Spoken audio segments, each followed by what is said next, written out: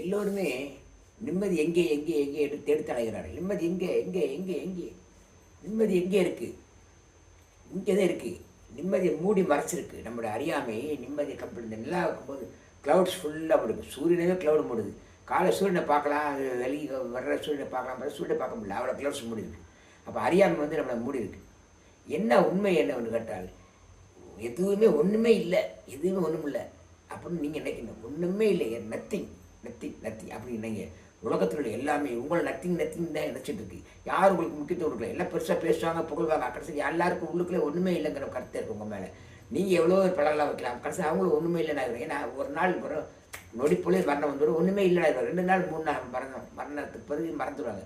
So எதுவுமே சாஸ்வதம் இல்லைங்கிற ஒரே ஒரு உண்மையை வைத்துக் கொண்டிருந்தால் அதுதான் நிம்மதி. நிம்மதிக்கு வேறு எந்த வழியும் காசு பணம் சுகபோகம் எதுவுமே கிடையாது.